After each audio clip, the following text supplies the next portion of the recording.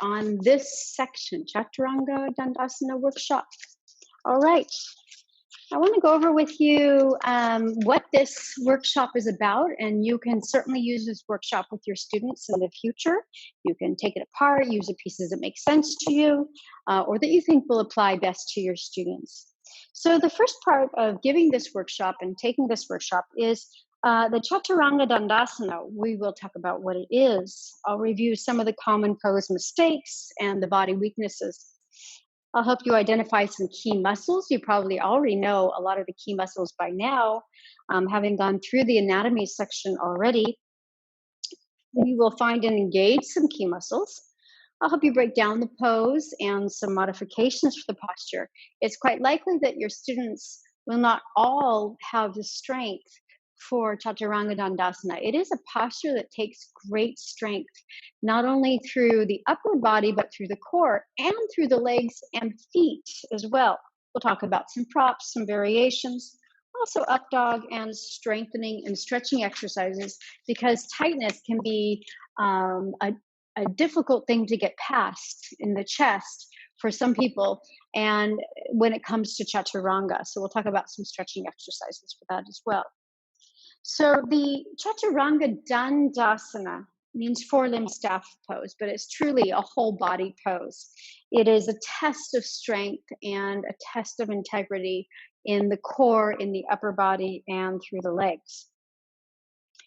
We are going to talk a little bit about positioning the shoulder blades and engaging the key muscles under the armpits and the middle and upper back.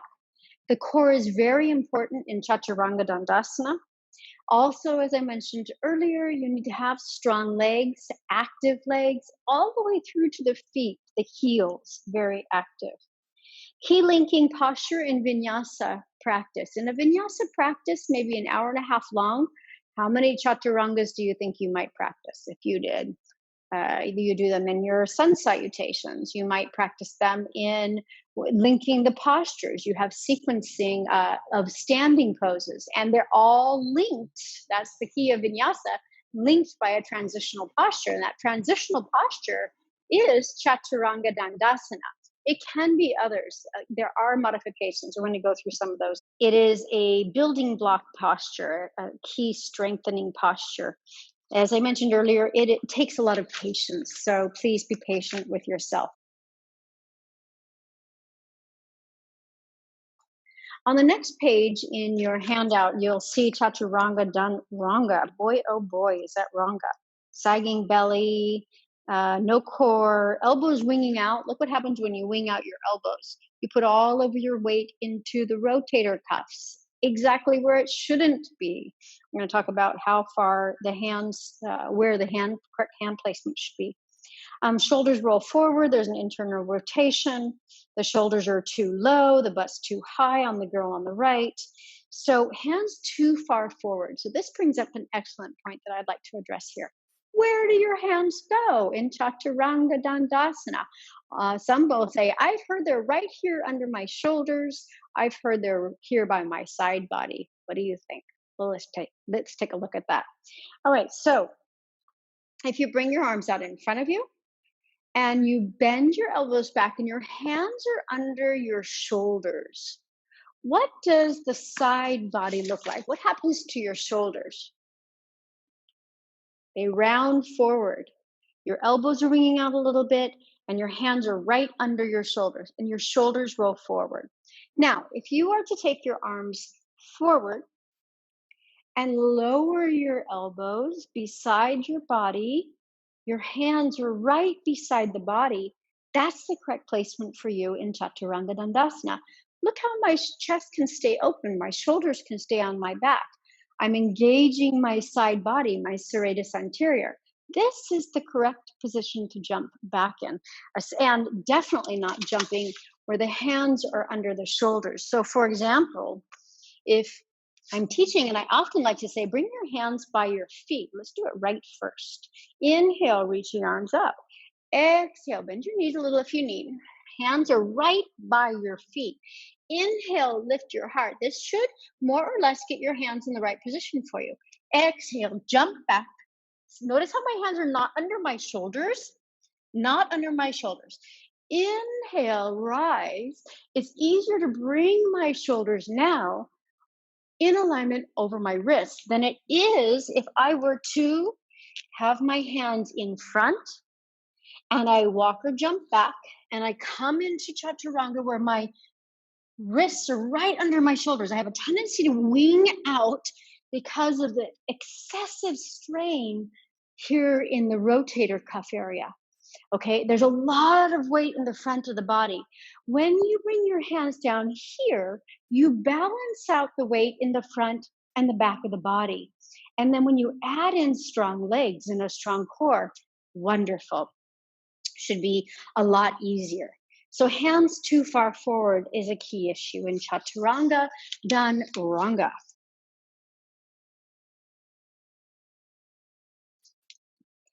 Certainly there are some common body weaknesses. I just mentioned a couple of them: the lumbar hyperextension, sagging belly, unengaged core, upper body, weak underused serratus, rhomboids. Rhomboids, remember, are on the back body. We're going to talk about those again in a few moments. Strong and tight front body. So overuse of pec muscles. Some people have a tendency just to use the pec muscles for everything. And I always say that the rhomboids someday we're just going to evolve out of them because we forget to use them. They are the antagonists of the agonists. These tight muscles can be relieved in a wonderful way by engaging the rhomboid muscles, squeezing the muscles between the shoulder blades. That releases tension in the chest. It's on the opposite side of the body of the pec muscles. Okay, I'm going to go on to the balanced approach. So the goal is to pull tension from the front shoulder and the neck, from the levator scapulae, and pull it down into strength under the armpits. So we're trying to pull it from the levator scapulae along the sides of the neck into the trapezius, in the laterals, the big parts of the back, and into the serratus, off of the rotator cuffs. So we need to find a way to shift some of that weight back so that the whole shoulder system can work in unison. When you engage the rhomboids with the serratus, the upper and lower serratus, or anterior and posterior serratus, then they act as synergists to keep the shoulder blades on the back, hugging the back. So we want to engage, strengthen, stabilize the shoulder and the back muscles to allow chest opening while engaging your core and using your legs. No small feat. So a couple of the key muscles that I'd like to mention are on the next page, and the other muscles you will probably be familiar with as well.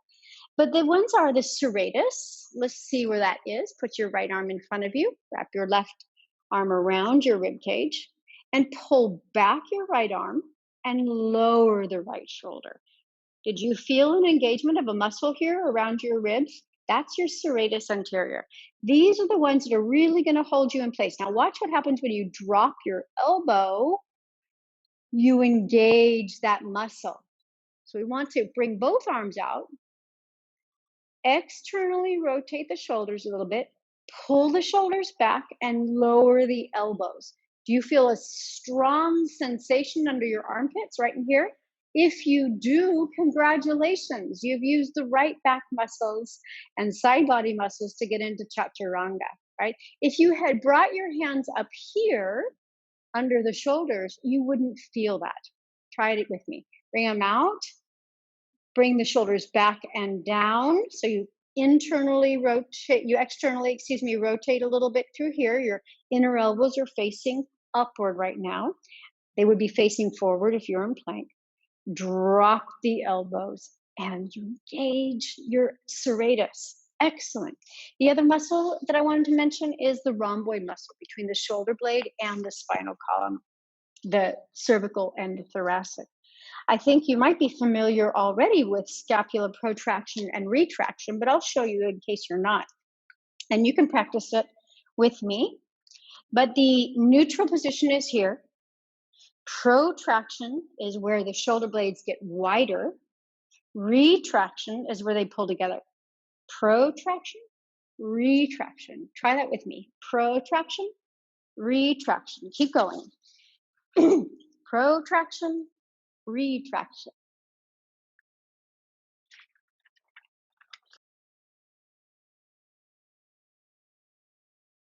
The four muscles of the rotator cuffs. You probably are familiar with these from your anatomy section. Sit, subscapularis, supraspinatus, infraspinatus, and teres minor. And here I show you where those are. You're already pretty familiar with those, I think, from the anatomy. Let's move on to finding and engaging key muscles. So the external rotation of the upper arms, eyes of the elbows are gently rotated forward. That's key in plank pose and chaturanga for sure. So if our shoulders are rolled in, meaning our elbows are winging out to the sides, then we're just going to put all our weight in the front of the body, either in plank or in chaturanga, right? What we want to do is find a slight external rotation so the inner elbows of the eyes are turning out. Inner elbows of the eyes are turning out, right? And that really opens my shoulders for me. So tabletop exercise, when I'm teaching this to my students, and I hope you'll be able to use the same thing, they may not be familiar with where the rhomboids are. So a great way to teach it to them is by putting them in tabletop and lowering the chest and lifting the chest. Lowering chest, lifting chest. Lower chest, lift chest. Try this about 10 more times with me on your own. So don't lower the belly and lift the back. That's neutral. We're just doing chest. Arms stay straight. We're retracting and protracting the shoulder blades. Keep going. Keep going. I think you're starting to feel some warmth now between the shoulder blades.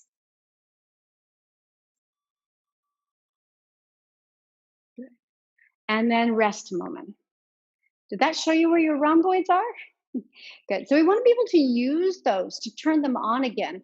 I say that they're one of the weakest muscles. Over time, we just stop using them.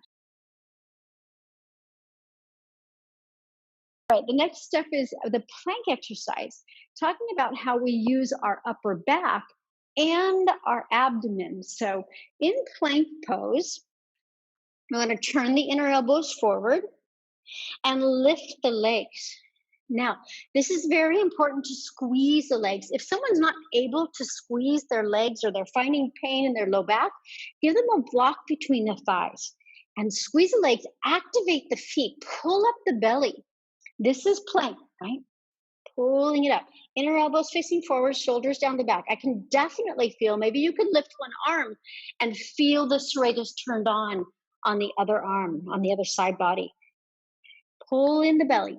Could you do this if you softened your belly? No, right? You've got to really engage the abdomen, really engage the legs, push back through the heels. That's a beautiful plank pose.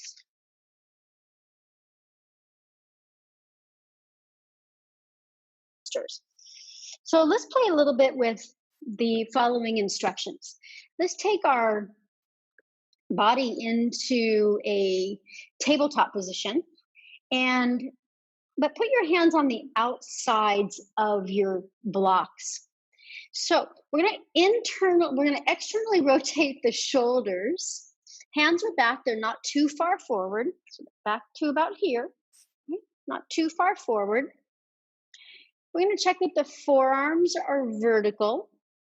And this is when we start to come into our pose. So when we come into our pose, we want our forearms to be vertical. So not winged out to the side, vertical. We want our upper arms to be parallel to the floor. There you go. So the blocks right now are keeping me from going too close to the floor. If that feels too far for you, put them here. Right? So maybe this is a better placement. Okay, it's certainly great for me. So the elbows are tucked in, the toes are tucked under, and the legs are active. The core is engaged. The front of the shoulders are up and the shoulder blades are drawn down the back. Now I want you to lift one leg up, pull in your belly, activate your right leg, and take it down. Lift and down. Lift and down. Lift and down. Now try taking both legs up. Squeeze your legs active, heels active, press them back. Good. Lower the knees and release.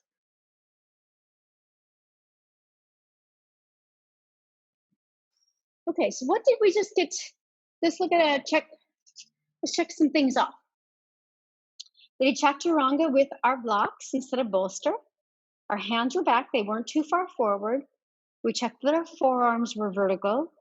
Our upper arms were parallel to the floor. When we came down, maybe we needed to turn the blocks up higher.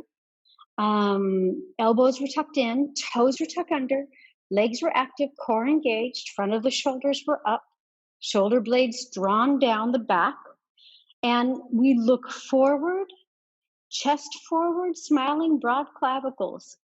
Now, when we practice Chaturanga with the knees down, now when you come into Chaturanga, say from down dog, you can't lower straight down. You have to go forward.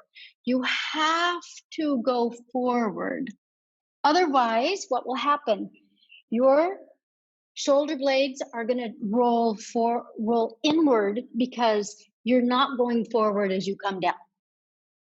You got to go forward as you come down. And then inhale, roll over the toes, lift your heart, exhale, down dog. So that last point's very important. You can't lower straight down into the pose. You have to glide forward.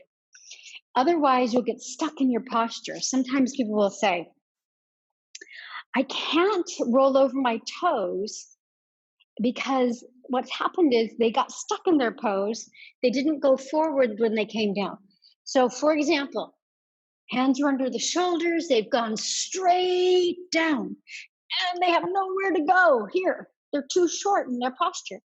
But if they're nice and long and they come shoulders in front, but not too low, the shoulders never go below the elbows, then they have space to rise and go back. You want to try that a couple times? Go from down dog. Make sure you have strong legs, strong core. Down dog. Spread your fingers, really activate them. Go forward, bend your elbows, and rise up. Let's try it with one knee down. So one knee down. Pretend you're in down dog. Come forward, bend your elbows, don't go too low. Inhale, rise. Exhale, back. What if you did both knees? Come forward, bend your elbows, don't go too low.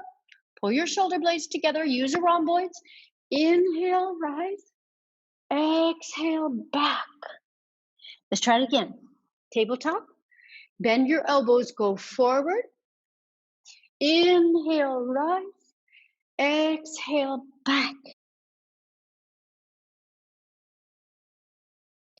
Okay, I'm going to give you one more little tip for teaching this. So, another tip is to bring a strap just to your elbows. There we go. And just above the elbows, closer to your upper arms. So above the elbows. You can probably tell where we're going with this. We're going to bring our hands. You can have your knees down. You don't have to be in downward facing dog. We're going to bend our elbows. That little swing keeps you from going too low. You can really feel the action. You can lift one knee. You can play with lowering the shoulder blades, engaging your core, activating your legs. You can even come to upward facing dog. Good. And rest. Try that a few times using this. I think mine was a little tight.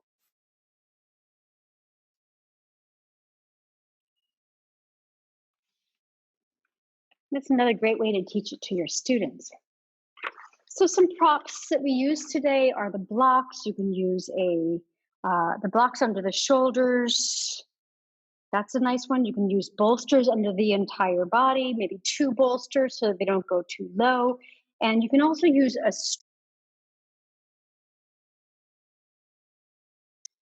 good. Some variations. You can offer people to take knees, chest, and chin. Let's look at what that is. So instead of when they come back, coming into Chaturanga, lifting, they can instead come into plank, knees. They're going to go forward, chest and chin.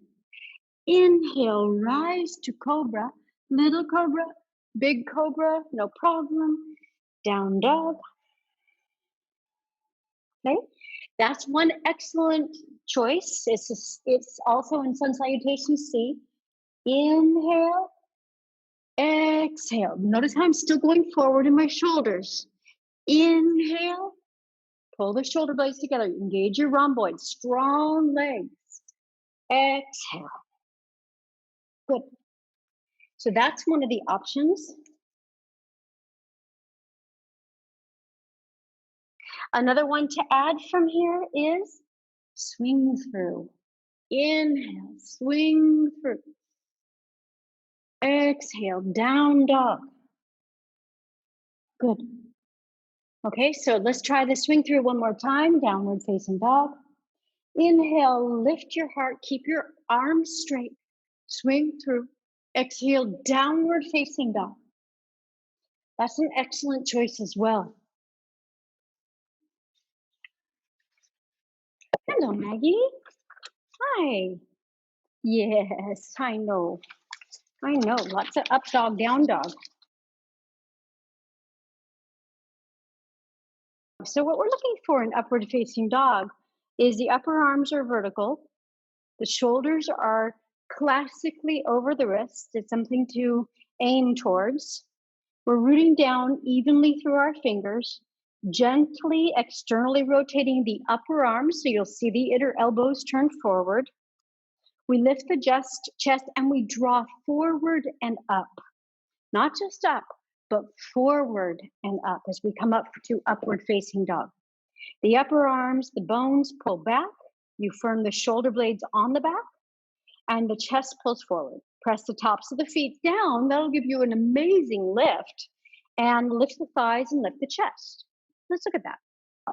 So from downward facing dog, you inhale, you bend your elbows as you're going forward. Don't go too low. Roll over your toes, root down evenly through your fingers. You're trying to bring your shoulders over your wrists as you lift. Thighs are not on the floor. Exhale, roll back over both toes at the same time if you can. Press back one more time. Inhale to a plank and then go forward. Bend your elbows as you're going forward. Inhale, roll the shoulders back. Lift your heart. You don't have to lift your head too high. You can turn your eyes up. Exhale, downward facing dog. Keep trying. Try 2 more times. Chaturanga, up dog, down dog, or wait for Cobra if it's not feeling comfortable to you.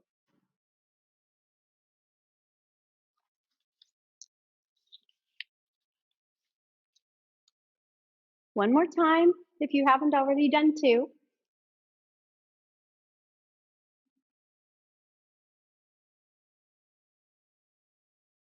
Good.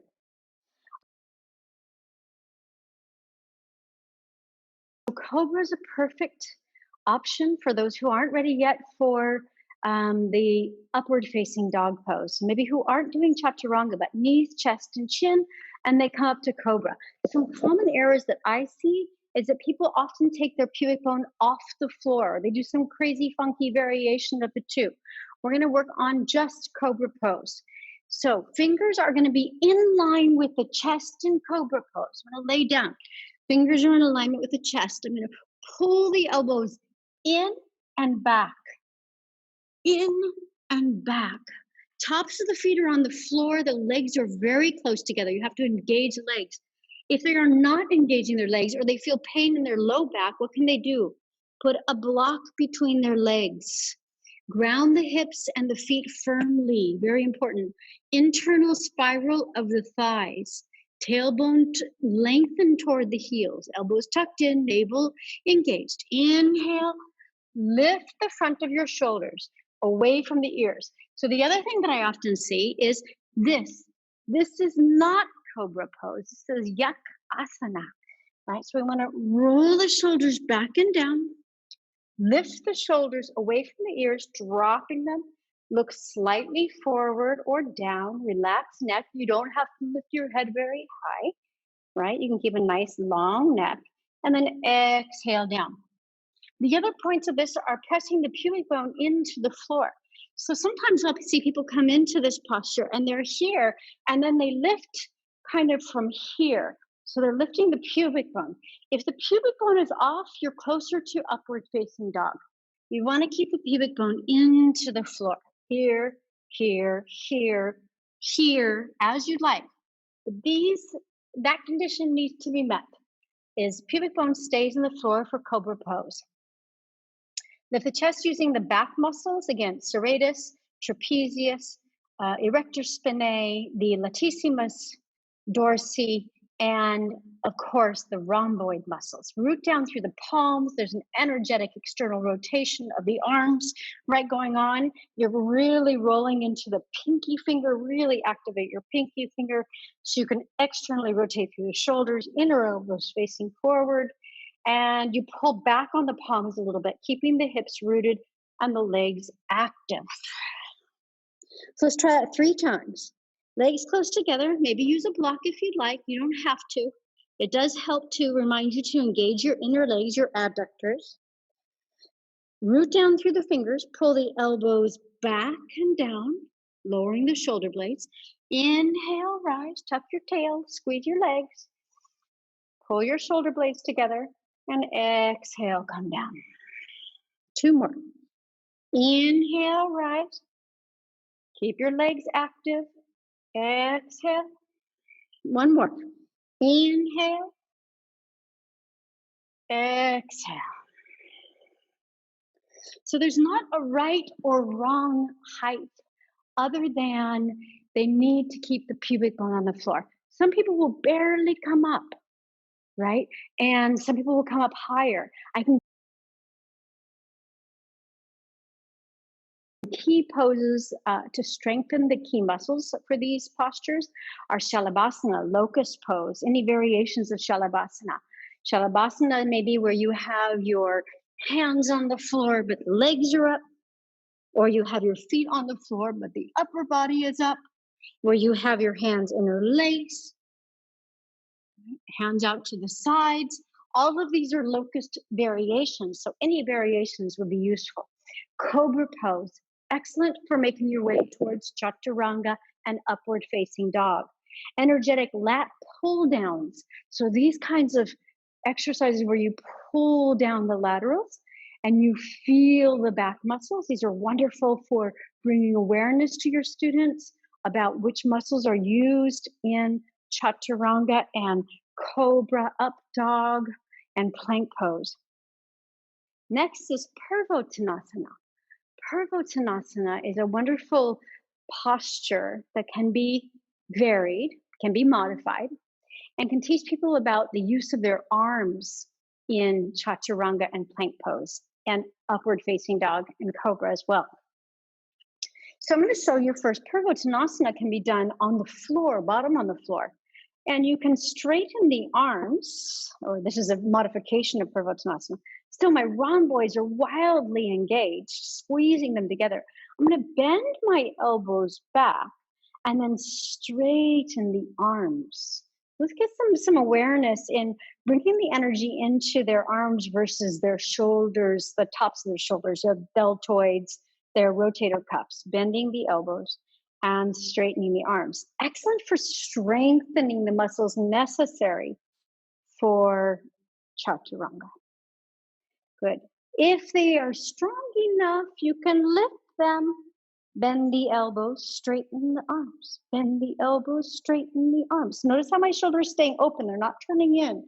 They're rolling open, right? Bend the elbows, straighten arms. Bend. If they're very strong, Purvottanasana, bend elbows, straighten arms. Bend elbows, straighten arms. Bend, straighten. Okay, I'm also getting some good upper trap in that. Give them a try.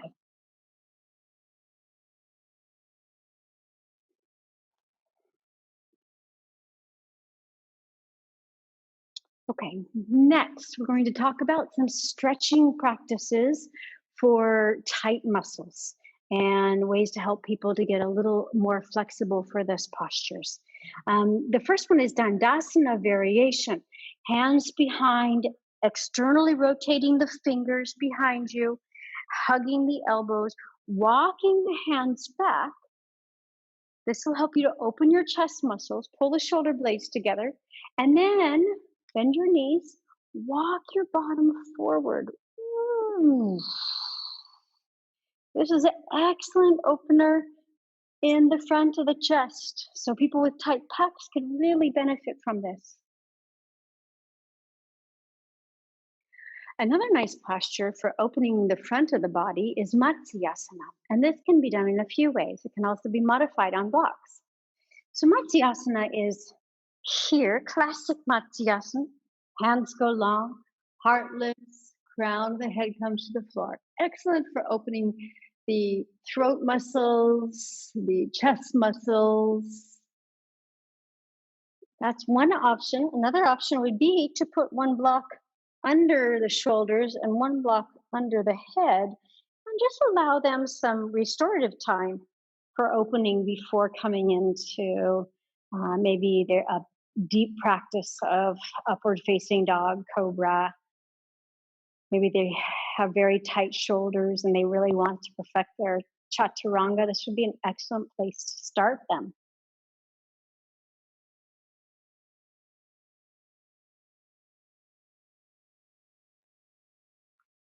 Another nice sequence for opening the chest would be Uttanasana with arms over the head. So feet facing forward, hands behind you, interlacing the fingers, lift your heart. Exhale, bend the knees, stick out the bottom, get a nice stretch forward. Then you can straighten your legs. You can take a little twist here or stay facing forward.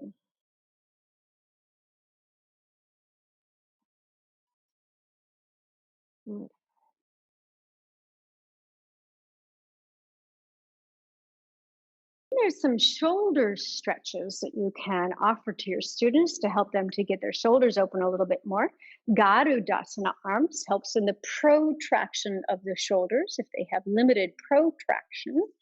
Certainly Gomukhasana arms, excellent. Bring the right arm up and back, left arm out, palm facing back. Walk your hands up until the hands get close to meeting, or use a strap. If you're using a strap, put it in your upper hand. Have them work on bringing in the rib cage, head against the upper arm, and release. Other things are reverse prayer. You could start them here, hands to the elbows, hands behind you, reverse prayer. Those are two options for opening the chest and getting some relief in the upper back. Okay. Also, elbows on blocks. We call this praying puppy. Is a very nice way to open the chest and get some more mobility there. So elbows on blocks.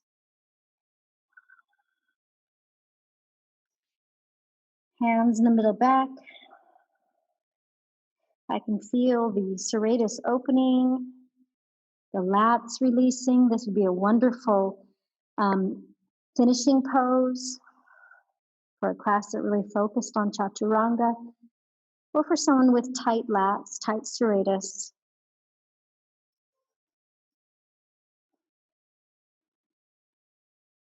Yeah.